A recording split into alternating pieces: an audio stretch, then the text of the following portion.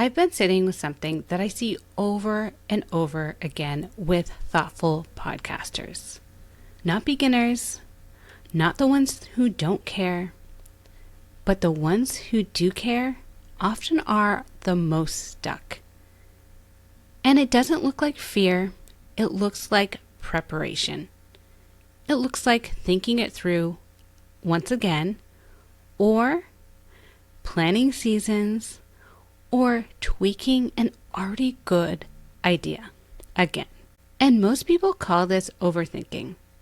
But I want to slow this down for a sec, because overthinking in podcasting is often a signal, not a flaw. A lot of capable podcasters aren't stuck because they're afraid. They're stuck because they're carrying too many undecided roles. Most podcasters don't grow because they don't have a strategy. No more. Welcome to the show, Podcast to Grow, where I help coaches and entrepreneurs turn their podcast into their most powerful business tool. I'm Elena, and I'm breaking down exactly how to get more listeners, more impact, and more sales. Let's get into it. Overthinking rarely looks dramatic. It looks reasonable. It looks like tweaking your podcast intro again, saving episodes to draft that are almost there, or deciding to wait for clarity to come to you, but actually not really knowing what clarity means. And the tricky part is, most of the people that are doing this are capable. They're smart, they've built things before, and they know how to execute. So they assume that the problem is them. They assume that they're procrastinating or lacking discipline or just need to push through, when really something underneath is happening. And here's a reframe I want to offer you. Overthinking isn't the problem. Overthinking is what fills the space when you haven't decided on a clear role for your podcast yet. And when you don't know what your podcast is supposed to do, every episode feels loaded. Every decision feels permanent, and every idea carries more than it should have to. And your brain kicks in and tries to protect you. And that protection looks like thinking more, planning more, and waiting longer. But here's what we don't talk about. When a podcast doesn't have a clear role, it starts carrying pressure that it was never meant to hold. Pressure to attract clients, pressure to build authority, pressure to justify spending time on it, pressure to work the way you want it to.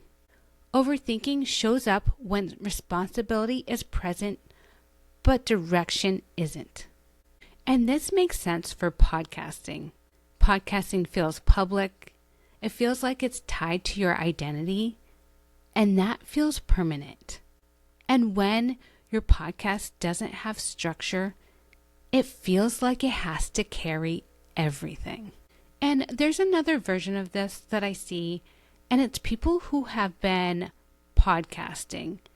They're not frozen and they're not new. And they have been publishing consistently and teaching, but something starts to feel a little off about their show. And it's not because anything is broken or anything is wrong, but they feel slightly disconnected from where they started.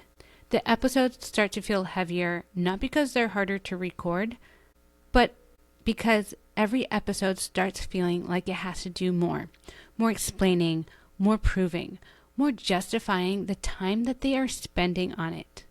And that's when they usually start questioning how they are positioning themselves. So they start to think, maybe I should try something different.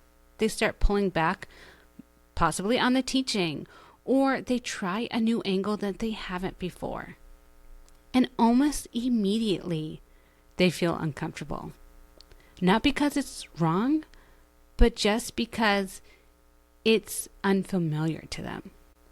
And that's because there wasn't a clear strategy that was holding that shift in place before they tried it. So they retreat.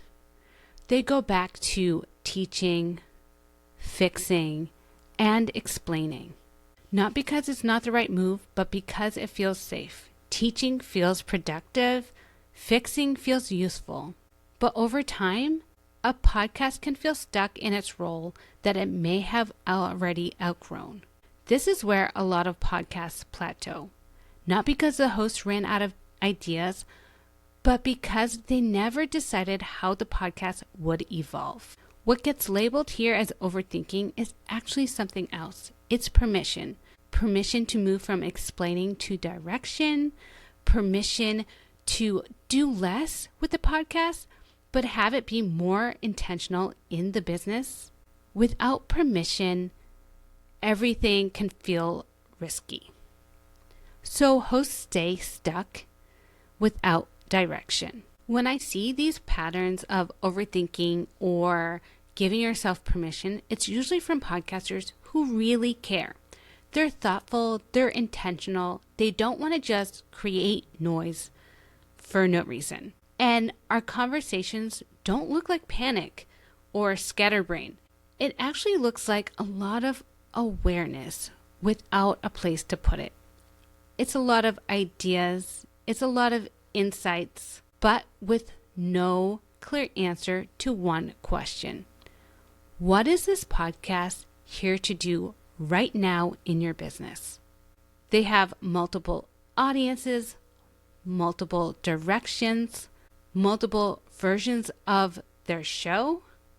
And when that role gets named, not perfected, that overthinking actually starts to slow down. Not because they tried to stop all of their ideas or they tried it all, but because overthinking no longer has a job to do. So if you're calling yourself an overthinker, I want you to gently challenge that, because you might not be overthinking. You might be just trying to have your podcast do something that you haven't decided yet. That's something to think about. Because once you see it, you can't unsee it. And most of the time, clarity doesn't come from doing more. It comes from deciding what something is for. And that's all I want to name today and offer you. Next week, I'll be talking about when your podcast feels heavy, often money feels like the solution. I'll see you then. If you've been nodding along to this episode, wondering how to apply it to your own podcast, this is your next step. The Podcast Strategy Kickstarter will help you assess what's working, what's not, and where to focus next. Grab it for free at the link in the show notes.